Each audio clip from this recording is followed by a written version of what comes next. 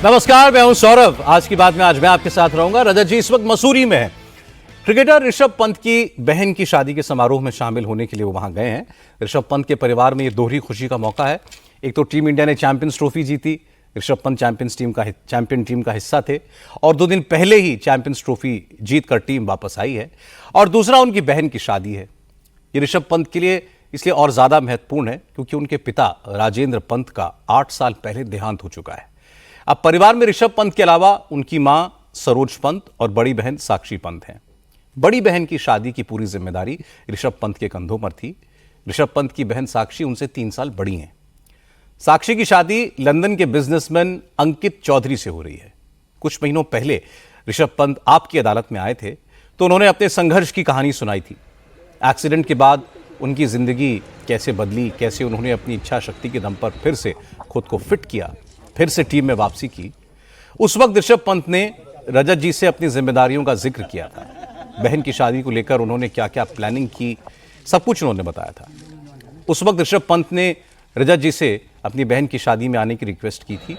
रजत जी ने शादी में जरूर आने का वादा किया था, इसलिए आज रजत जी और रितु जी खासतौर पर ऋषभ पंत की बहन की शादी में शिरकत करने मसूरी पहुंचे हैं। उनके साथ महेंद्र सिंह धोनी समेत कई क्रिकेटर्स हैं। इंडिया टीवी की तरफ से साक्षी को शादी की बहुत बहुत शुभकामनाएं। और कल इस वक्त रजत जी आपके साथ होंगे। आगे बढ़ते हैं। आज संभल से 2 अपडेट आए हैं। पहला यह है कि हाईकोर्ट ने संभल की शाही जामा मस्जिद का रंग रोगन कराने की इजाजत दे दी है।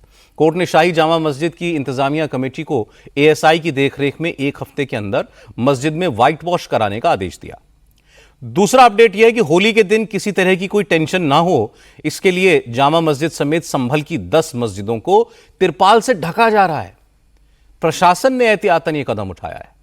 14 मार्च को होली है और उसी दिन रमजान का दूसरा जुमा भी है। हालांकि प्रशासन ने यह तो पहले ही क्लियर कर दिया है कि संभल में 2 बजे तक हिंदू होली खेलेंगे और जामा मस्जिद में 2:30 बजे जुमे की नमाज अदा की जाएगी। लेकिन इससे पहले पूरे शहर में होली के जुलूस निकलते हैं और जुलूस के दौरान कोई गड़बड़ी ना हो, मस्जिद पर कोई रंग ना पड़े, इसलिए जुलूस के रूट पर पड़ रही 10 मस्जिदों को तिरपाल से ढकने का फैसला किया गया है। प्रशासन ने यह फैसला भी हिंदू और मुस्लिम समुदाय की सहमति से पीस कमेटी की मीटिंग में लिया है। जुलूस होली का जो है पूर्व की भांति परंपरागत मार्ग से निकाला जाएगा और यहाँ पर जुलूस मार्ग पर 10 धार्मिक स्थल पड़ते हैं जिन्हें दोनों पक्षों के सहयोग से और सहमति के आधार पर ढका जाता रहा है। इस बार भी ढकने की कार्रवाई की जा रही है। परंपरागत रूप से 2 जुलूस निकलते हैं जो कि एक 8 बजे से 11 बजे तक का है और फिर 11 बजे से 3 बजे तक का जुलूस निकलता है। और इस जुलूस में जो मुख्य रूप से है ये सभी मस्जिदें पड़ती हैं और धार्मिक स्थलों को इसीलिए ढका जा रहा है। और इस तरह एक लंबा समय है जहाँ पर जुलूस निकलता है और इसी के बीच जो नमाजें होती हैं अलग अलग मस्जिदों में करीब 11 बजे से 1:30 बजे तक समाप्त होती थी। तो इस अवधि में जुलूस निकलता जाएगा। वहाँ सभी से वार्ता कर ली गई है और जो स्थानीय लोग हैं वही जुलूस वो नमाज में पढ़ेंगे मस्जिदों में। और इस तरह से व्यवस्था की गई है कि जुलूस के जहाँ जहाँ से निकलेगा इसके पूरी नमाज अदा हो जाएगी। संभल की शाही जामा मस्जिद के सदर एडवोकेट जफर अली ने अब से थोड़ी देर पहले यह कहा कि उन्होंने इंतजामिया कमेटी में राय मशवरे के बाद यह तय किया है कि वो होली के जुलूस को पूरी तरह सपोर्ट करेंगे। हिंदू समुदाय के जुलूस के वक्त को देखते हुए जामा मस्जिद में दोपहर 2:30 बजे नमाज होगी। चूंकि संभल में जहां से होली का जुलूस निकलना है वो बेहद सेंसिटिव इलाका है, इसलिए प्रशासन पूरी तरह अलर्ट है। संभल में 27 क्विक रिस्पॉन्स टीम्स बनाई गई हैं। पूरे संभल को 6 जोन और 29 सेक्टर्स में बांटा गया है। हर सेक्टर में मैजिस्ट्रेट लेवल के अफसर की ड्यूटी है। 250 से ज्यादा सीसीटीवी कैमरे लगाए गए हैं और ड्रोन से भी पूरे इलाके की मॉनिटरिंग की जा रही है ताकि किसी किस्म की कोई गड़बड़ ना हो। लोकल इंटेलिजेंस यूनिट को भी एक्टिव कर दिया गया है। प्रशासन भरोसा दे रहा है कि संभल में होली के मौके पर किसी तरह की कोई गड़बड़ नहीं होगी। पुलिस प्रशासन की तैयारी पूरी है और पीस कमेटी की मीटिंग में हिंदू और मुसलमान दोनों पक्षों ने प्रशासन को सहयोग देने का वादा किया है। योगी आदित्यनाथ भी आज एक सेमिनार के दौरान संभल पर बोल रहे थे। योगी ने कहा कि अब संभल अपने पुराने स्वरूप में लौट रहा है। संभल में 68 तीर्थों में से 18 को खोजा जा चुका है। 19 कुएं तलाशे जा चुके हैं। योगी ने कहा कि जो लोग आज तमाम तरीके का दुष्प्रचार कर रहे हैं उन्हें याद रखना चाहिए कि संभल का इतिहास 5000 साल पुराना है और सरकार संभल के पुराने स्वरूप को पुनर्स्थापित करने की कोशिश कर रही है।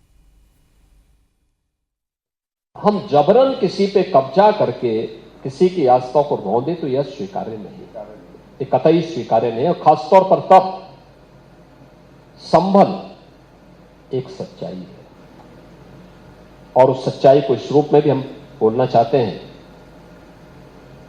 कि संभल के बारे में जो उसके उदाहरण आते हैं, आज से 5000 वर्ष से लेकर के 3500 वर्ष पहले हमारे पुराण रचे गए थे, उन पुराणों में भी इसका उल्लेख है। तब श्री हरि विष्णु का 10वां अवतार होगा, एक एक चीज का उल्लेख है। इस्लाम को उदय हुए 1400 वर्ष हुए हैं, और मैं बात कर रहा हूं 3500 से लेकर के 5000 वर्ष पुरानी बात कर रहा हूं। तो उतने पहले इन चीजों का उल्लेख हो चुका है। याद करना, 1526 में संभल में श्री हरि विष्णु का मंदिर तोड़ा गया था, और 1528 में अयोध्या में राम मंदिर तोड़ा गया था। दोनों मीर बांकी के द्वारा दोनों जगह कृत्य किया गया था। यह एक सच्चाई है। दूसरा है संभल का महत्व। संभल एक तीर्थ रहा है, 68 तीर्थ थे वहां पे, अभी हम केवल 18 निकाल पाए हैं। वहां पे 19 कूप थे, 19 के 19 कूप हम लोगों ने निकाल लिए हैं, जिसमें उत्खनन का काम हम करा रहे हैं। आपने देखा होगा 56 वर्ष के बाद पहली बार वहां शिव के मंदिर, भगवान शिव के मंदिर में जलाभिषेक का कार्य हो पाया है। क्या कर रहे थे लोग? जो ठेका ले लिए हैं तमाम जाति के नाम पे बांटने का, क्या कर रहे थे वहां पे? होली और रमजान को लेकर सियासत आज बिहार में भी हुई। दरअसल जुम्मे की नमाज और होली के त्योहार शांति से निपट जाएं, इसके लिए दरभंगा में डिस्ट्रिक्ट पीस कमेटी की एक मीटिंग हुई। इस बैठक में प्रशासन के अफसर और दरभंगा की मेयर अंजुम आरा समेत शहर के कई प्रतिष्ठित लोग शामिल हुए। लेकिन मीटिंग के बाद मेयर अंजुम आरा ने कह दिया कि उन्होंने प्रशासन को सुझाव दिया है कि जुम्मे की नमाज का वक्त तो बदला नहीं जा सकता, होली को 2 घंटे के लिए रोक दिया जाए। दरभंगा में 12:30 बजे से 2 बजे तक होली ना खेली जाए। अंजुम आरा ने कहा कि जुम्मे की नमाज और होली साथ साथ हुए तो माहौल खराब होने का खतरा है। सुनिए, मुख्य बात यह है मैडम कि उसी दिन रमजान भी चल रहा है और होली भी है, दूसरी बात जुमा भी है, तो आप लोगों ने क्या कोई तरकीब निकाला है? क्या प्रशासन से आपने बात किया है? क्या हम लोगों ने तरकीब निकाला है कि 12:30 से 2 बजे के बीच में थोड़ा होली को रोका जाए, मतलब बीच में 2 घंटा का ब्रेक होना चाहिए, क्योंकि देखिए जुम्मा का टाइम तो जो है आगे जा नहीं सकता है। इसीलिए जैसे हम लोग भी जो है रमज़ान में अगर मुहर्रम पड़ गया है तो हम लोग ने टाइम टेबल थोड़ा चेंज किया है। बस सभी लोग से आग्रह यही रहेगा कि 12:30 से 2 बजे के बीच थोड़ा सा होली का कार्यक्रम जो है मस्जिद और जहाँ पे नमाज पढ़ने जाते हैं लोग उससे थोड़ा दूरी बना के अपना, ये आपने अपना सुझाव रखा है? जी बिल्कुल। अंजुम आरा का यह बयान विवाद की जड़ बन गया। बीजेपी के नेताओं ने इस पर आपत्ति जताई। बीजेपी के विधायक हरिभूषण ठाकुर ने अंजुम आरा को आतंकवादी मानसिकता वाला बता दिया। ये ठाकुर वही नेता हैं जिन्होंने मुसलमानों को नसीहत दी थी कि होली के दिन वो अपने घरों से ना निकलें। आज उन्होंने कहा कि अंजुम आरा कौन होती है हिंदुओं के त्योहार पर रोक लगाने वाली? दरभंगा में 1 मिनट के लिए भी होली नहीं रुकेगी। दरभंगा की मेयर गजवा हिंद और आतंकवादी मानसिकता की महिला है। वो जिस परिवार से संबंधित है उसका पुराना इतिहास रहा है, और उस दिन होली होगा, संपूर्ण जगह पर होली होगा। जिनको पसंद नहीं है वो परहेज करें। और राजद और कांग्रेस के लोग, वामपंथ के लोग कहाँ हैं? उनके मुंह में क्यों दही जम गई है? वो जो आग लगाना चाह रही हैं वो आग नहीं लगेगा। ऐसे लोगों पर सख्त से सख्त कार्रवाई करे प्रशासन। होली नहीं रुकेगी, नहीं रुकेगी, नहीं रुकेगी। अंजुम आरा ने सुबह अपने सपोर्टर्स को खुश करने के लिए होली को 2 घंटे रोकने का स्टेटमेंट दिया था। जब उन्हें यह समझ आ गया कि उनका यह बयान उनकी पॉलिटिक्स पर ही फुल स्टॉप लगा सकता है, तो शाम होते होते उन्होंने माफी मांग ली। बेहतर यह होता कि पहले ही वो सोच समझकर बात करती। बिहार में आज नीतीश कुमार और राबड़ी देवी की भिड़ंत की भी खूब चर्चा हुई। असल में आज विधान परिषद में राबड़ी देवी बजट पर बोल रही थी।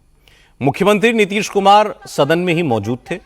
राबड़ी देवी ने आरोप लगा दिया कि नीतीश के राज में बिहार में कोई काम नहीं हुआ। इस पर नीतीश कुमार उखड़ गए। उन्होंने कहा कि सच तो यह है कि 2005 से पहले बिहार का डेवलपमेंट रुका हुआ था, दंगे होते थे, महिलाओं को सुरक्षा नहीं थी। इसके बाद नीतीश और राबड़ी में बहस शुरू हो गई। राबड़ी देवी ने नीतीश से पूछा कि 2005 से पहले कुछ नहीं हुआ तो पुरानी फाइल निकलवा के देख लीजिए। इसके बाद भी नीतीश कुमार अपने कामों की लिस्ट गिनाते रहे। राबड़ी देवी टोका टाकी करती रही। अब नीतीश कुमार झल्ला गए। उन्होंने कहा कि लालू ने अपनी पत्नी को मुख्यमंत्री बनाने के सिवाय और कुछ नहीं किया। नीतीश की इस बात पर राबड़ी भी भड़क गई। उन्होंने कहा कि नीतीश ने महिलाओं का अपमान किया है। आरजेडी के एमएलसी भी हंगामा करने लगे, लेकिन नीतीश कुमार ने बोलना जारी रखा। इसके बाद आरजेडी ने सदन से वॉकआउट कर दिया। जब राबड़ी देवी सदन के बाहर आई तो नीतीश कुमार ने कहा कि अब वक्त आ गया है कि बिहार की डेवलपमेंट के कंपैरेटिव डॉक्यूमेंट्स बनवाए जाएं, जिसमें 2005 से पहले और 2005 के बाद क्या क्या हुआ उसकी डिटेल हो, तब विपक्ष का मुंह बंद हो पाएगा। आज आप जानते हैं कि महिलाएं कितना फाइल उठा के देखिए ना, फाइल उठा के देखिए। पहले तो लोग आपका घर का लोग कपड़ा नहीं पहनता था। आप जानते हैं ना, आपका घर का लोग जब हम लोग आए उधर ही काम किया। आप लोग पुराना देख लीजिए। तो पहुंचा देंगे। जब मैंने कहा सदन नेता जब बोल रहे हैं तो बैठ जाइए, बैठ जाइए, बैठ जाइए। अरे मानिए, के बाद कोई घर से बाहर निकलता था। बैठिए, सदन नेता खड़े हैं, माननीय मंत्री जी खड़े हैं, बताइए, हम भी केंद्र में थे और कहीं रास्ता नहीं रहता था। हम लोग पैदल जाते थे हर जगह। आज कोई पैदल जाता है कि सब जगह हम लोग बनवाए हैं। बैठिए, सब जगह एक एक चीज बना है। नगारा बजाते हैं। इन लोग का कोई काम है? अरे इनके पति हट गए तो अपनी पत्नी को बना दिए। यही न होता है। वो कोई काम हुआ है? जिस आदमी को हम बनाए और 3 साल के बाद गड़बड़ करने लगे, इसीलिए हमने छोड़ करके अलग किया और एक एक काम किया। मंत्री के द्वारा महिलाओं का अपमान किया जाता है। अरे महिला का जितना इज्जत हुआ है, हमेशा अपमान होता है, यह उचित नहीं। अरे गलत बात है। बैठ जाइए। महिलाओं के लिए कोई काम हुआ था? कितना ज्यादा महिलाओं के लिए हम लोगों ने काम किया। ये सब कोई महिला को किया था? कहीं पढ़ाता था? अरे कुछ 5वीं क्लास तक हल्का फुल्का आती थी, उसके बाद नहीं। आज आप जानते हैं कि महिलाएं कितना आगे हैं। अपमानित हुआ। अरे चली गई हो, अरे इन लोगों के चक्कर में चली गई हो तो कुछ नहीं जानती हो। अब हम एक रोज जो हम लोग आए 5 में, अब पहले क्या गड़बड़ था, 5 से 10 में क्या किया, 10 से 15 क्या किया और उसके बाद 20 तक क्या काम किया। बीच में तो ले लिए थे, बेमतलब का बात था। जब कोई काम नहीं करता था हटाए। अब हम लोग जिनके साथ थे वो सब दिन के लिए साथ रहेंगे, कभी इधर उधर नहीं जाएंगे। अब खबर बंगाल से। आज पश्चिम बंगाल में विपक्ष के नेता शुभेंदु अधिकारी के एक बयान पर खूब हंगामा हो गया। दरअसल शुभेंदु अधिकारी ने कल विधानसभा के बाहर कहा था कि 2026 में बीजेपी की सरकार बनी तो वो सारे मुसलमान विधायकों को सदन से बाहर फेंक देंगे। तृणमूल कांग्रेस के नेताओं ने विधानसभा के अंदर और बाहर शुभेंदु अधिकारी के खिलाफ प्रदर्शन किया, उनके खिलाफ एक्शन की मांग की। मुख्यमंत्री ममता बनर्जी ने कहा कि शुभेंदु अधिकारी का बयान संविधान के खिलाफ है, सामाजिक सौहार्द को बिगाड़ने वाला है और वो इसको कतई बर्दाश्त नहीं करेंगी। ममता ने कहा कि बीजेपी नकली हिंदुत्व लेकर घूम रही है, हिंदुत्व के नाम पर लोगों को लड़ा रही है, लेकिन वो बंगाल में बीजेपी की साजिश को कभी कामयाब नहीं होने देंगी। तृणमूल कांग्रेस के दूसरे नेताओं ने शुभेंदु अधिकारी पर कैसे हमला किया यह आपको दिखाऊंगा, लेकिन उससे पहले आपको शुभेंदु अधिकारी का वो स्टेटमेंट देखना चाहिए जिसको लेकर यह सारा हंगामा हो रहा है। অসাংবিধানিক অধ্যত্ত এই কাজ কেজরিওয়াল করেছিল। বিজেন্দ্র গুপ্তা একা বিজেপির এমএলএ ছিলেন, বাইরে ফেলেছিলেন। আজকে বিজেন্দ্র গুপ্ত স্পিকার বিমান ব্যানার্জিকে, মমতা ব্যানার্জিকে হারাবো আর ওদের দলে যে কটা মুসলমান এমএলএ জিতে আসবে, বিজেপি সরকারে আসবে, চ্যাংদোলা করে তুলে রাস্তায় ফেলবো। এই রাস্তায় ফেলবো, এই রাস্তায় ফেলবো, 10 মাস পরে এই রাস্তায় ফেলবো। शुभेंदु अधिकारी के इस बयान को ममता सरकार के मंत्री फरहाद हकीम ने देश विरोधी बताया। फरहाद हकीम ने कहा कि बीजेपी को गुंडों और असामाजिक तत्वों की पार्टी है और बंगाल में किसी की गुंडागर्दी नहीं चलती। अगले विधानसभा चुनाव में बीजेपी बंगाल से साफ हो जाएगी।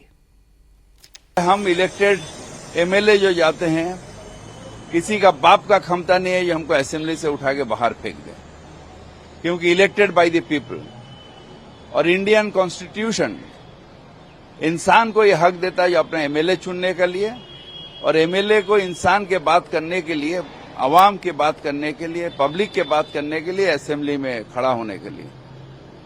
ये सब जो बात कर रहे हैं ये है डिविजनल पॉलिटिक्स। डिवीजन करके हिंदू मुसलमान करते हैं, बंगाल में ये नहीं होता है। असल में बीजेपी एक हुलिगन का पार्टी है, एक बेशर्म का पार्टी है,